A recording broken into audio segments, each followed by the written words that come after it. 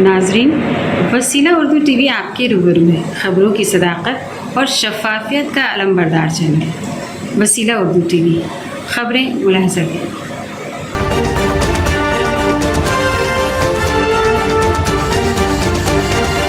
آلودہ ہوا کو خالص کرنے کے لیے اسموک ٹاور لگانے والی دہلی ملک کی پہلی ریاست۔ دہلی کے وزیر ماحولیات گوپال رائے نے کہا ہے کہ وزیر اعلیٰ اروند کیجریوال کی قیادت میں آلودہ ہوا کو پاک کرنے کے لیے اسموک ٹاور لگانے والی دہلی ملک کی پہلی ریاست بن گئی ہے۔ رائے نے کھڑک سنگھ مارگ پر کناٹ پیلس میں نصب کیے جانے والے اسموک ٹاور کا جائزہ لیا اور کہا کہ 20 کروڑ روپے کی لاگت سے نصب ہونے والے اسموک ٹاور کا کام 15 اگست تک مکمل کر لیا جائے گا۔ اس کے بعد ماہرین ماحولیات اس کے نتائج کا مطالعہ کریں گے۔ اسموک ٹاور اوپر سے آلودہ ہوا کو کھینچ کر ہوا کو پاک کرے گا اور اسے 10 میٹر کی بلندی پر چھوڑ دے گا۔ دہلی سرکار اسموک ٹاور کی تعمیر کے لیے آئی ٹی ممبئی، NBCC اور ٹاٹا پروجیکٹس DPCC کے ساتھ مشترکہ طور پر کام کر رہی ہے۔ اگر یہ پہلا پائلٹ منصوبہ کامیاب رہا تو دہلی میں اس طرح کے مزید اسموک ٹاور لگائے جائیں گے۔ اس ٹاور کی اونچائی تقریباً 25 میٹر ہے اور اس کا طول 40x22 مربع میٹر ہوگا۔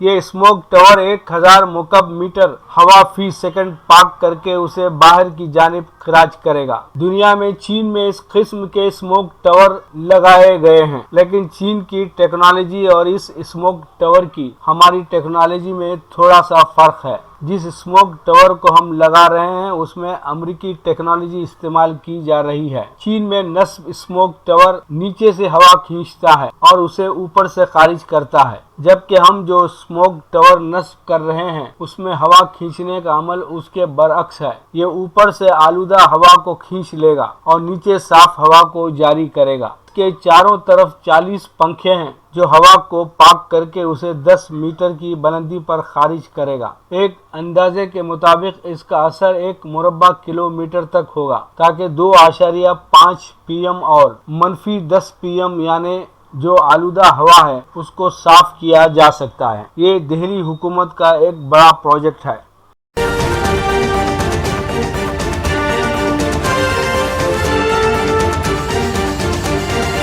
ویکسین تیار کرنے والے ممالک میں ایران کی شمولیت۔ نائب ایرانی وزیر صحت نے ایرانی فقرہ ویکسین کو غیر معمولی اور حیرت انگیز کام قرار دیتے ہوئے کہا ہے کہ صرف دنیا کے چند ممالک ویکسین بنانے کی صلاحیت رکھتے ہیں، جو خوش قسمتی سے آج ایران ان ممالک کی فہرست میں شامل ہو گیا ہے۔ نائب ایرانی وزیر صحت نے ایرانی فقرہ ویکسین کے کلینکل ٹیسٹ کے دوسرے مرحلے کی افتتاحی تقریب کے موقع پر یہ بات کہی۔ فقرہ ویکسین ایک غیر معمولی اور شاندار کام ہے جو مسلح افواج کے ذریعے تیار کیا گیا ہے اور ہمارے ملک کے لیے ایک اور فخر ہے۔ انہوں نے بتایا کہ پوری دنیا میں صرف چند ممالک ہیں جو ویکسین بنا سکتے ہیں اور خوش قسمتی سے ایران فقرہ ویکسین کی تیاری کے ساتھ ان ممالک کی صف میں شامل ہو چکا ہے۔ کورونا بحران سے نکلنے کا واحد راستہ جو گزشتہ 100 برسوں میں تجربہ نہیں کیا گیا ہے یہ ہے کہ ویکسین کا استعمال کریں اور اجتماعی احتیاطی تدابیر اختیار کریں۔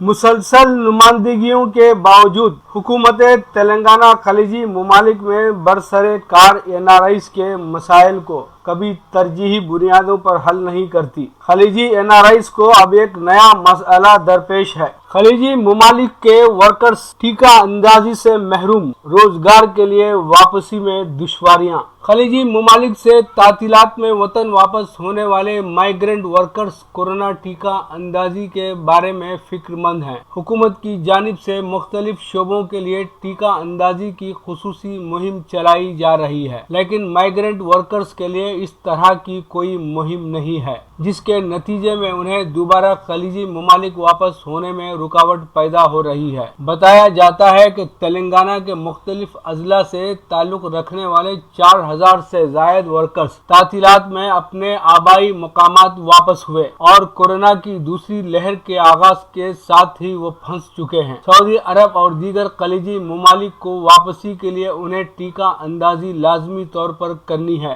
حکومت کی جانب سے ان ورکرز کے لیے ٹیکہ اندازی کا کوئی خصوصی انتظام نہیں ہے۔ بتایا جاتا ہے کہ گزشتہ 3 ماہ سے خلیجی ممالک میں واپسی کے منتظر تلنگانہ ورکرز ویکسین کے سلسلے میں مختلف سرکاری دفاتر کے چکر کاٹ رہے ہیں۔ سعودی عرب میں NRIs کی نمائندہ تنظیموں نے مرکزی اور ریاستی حکومتوں سے اپیل کی ہے کہ NRIs کی ٹیکہ اندازی ترجیحی بنیاد پر انجام دے تاکہ یہ لوگ بروقت اپنی ملازمتوں سے رجوع ہو سکیں۔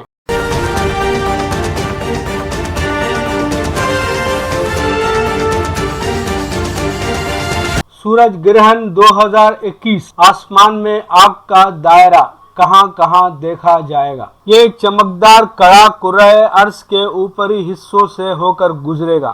جمعرات کو پھر ایک آسمانی شو کا وقت ہوا جاتا ہے جب کرۂ ارض کا شمالی نصف ایک سورج گرہن دیکھے گا۔ اس مخصوص موقع پر سالانہ گرہن ہوگا، یعنی چاند زمین اور سورج کے درمیان سے گزرے گا مگر اس کی روشنی کو مکمل طور پر بلاک نہیں کرے گا۔ اس کی جگہ سورج کے گرد ایک پتلا سا روشنی کا ہالہ بن جائے گا۔ اس کو دیکھنے کے لیے بہترین مقام دنیا کے شمال میں آرکٹک کا خطہ ہوگا۔ وہاں زیادہ لوگ تو نہیں رہتے مگر دنیا کا ایک بڑا حصہ کم از کم جزوی گرہن ضرور دیکھ پائے گا۔ یہ منظر ایسا ہوگا جیسے چاند سورج کو کاٹ رہا ہے۔ یہ دیکھنے کے لیے اچھے مقامات میں مشرقی امریکہ، شمالی الاسکا، کینیڈا کے بیشتر حصے، گرین لینڈ سمیت یورپ اور ایشیا کے کچھ حصے ہوں گے۔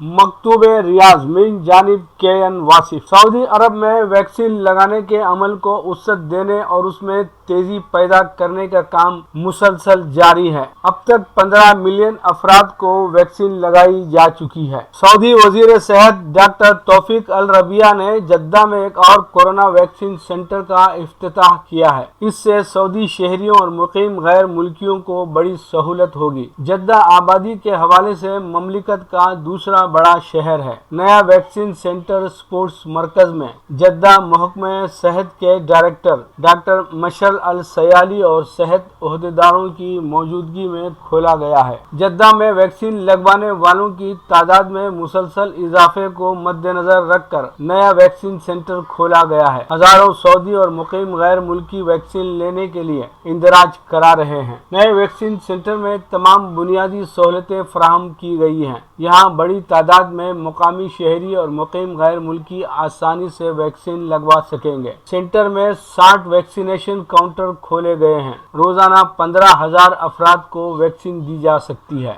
تربیت یافتہ عملہ تعینات ہے۔ مملکت میں اب تک 15 ملین افراد کورونا ویکسین کی ایک خوراک لے چکے ہیں۔ دوسری خوراک معقول مقدار میں مہیا ہوتے ہی دینا شروع کر دیں گے۔ قابل ستائش بات یہ ہے کہ مملکت میں عوام کو ویکسین فراہم کیے جانے کے عمل کو بہت آسان بنایا گیا ہے۔ ہر شخص کو صرف اپنے موبائل فون سے ایپ کے ذریعے وزارت صحت سے اپائنٹمنٹ حاصل کرنا اور وقت مقررہ پر جا کر ویکسین لگوانا ہوتا ہے۔ کہیں لائن یا انتظار کرنے کی ضرورت نہیں ہے۔ پروگرام لفظ شناسی ملاحظہ فرمائیں۔ ترتیب و پیشکش نادر خان سرگروہ۔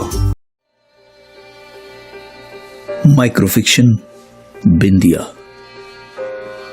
مصنف ناصر خان ناصر، آواز نادر خان سرگروہ۔ چند لفظ ہنسی کی طرح جھوٹے پڑ جاتے ہیں، سچ بولنے والے کچھ کہہ بھی نہیں پاتے۔ وہ خاموش تھی، میں چپ تھا۔ صرف گھر کی دیواریں تھیں جو چپکے چپکے روتی تھیں۔ میرا دل میرے ہاتھ میں پکڑے سگریٹ کی طرح سلگتا تھا۔ چٹکی ہوئی بے نیاز چاندنی کھلکھلا کر ہنستی تھی. اتنی بہت سی دیواریں ہمارے درمیان تھیں.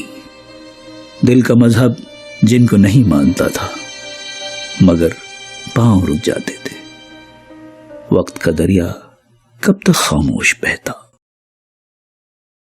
اس نے دھیرے سے میرا ہاتھ تھاما اور اگلے ہی لمحے اس کے ہاتھ میرے سرد ہاتھ کو تھامے اس کے ماتھے تک چلے گئے. اس سے پہلے کہ میں کچھ سمجھ پاتا وہ میرے ہاتھ میں موجود جلتی سگریٹ سے اپنے ماتھے کو داغدار بنا چکی تھی. کیا موت صرف وہی ہوتی ہے جب انسان آخری ہچکی بھرتا ہے؟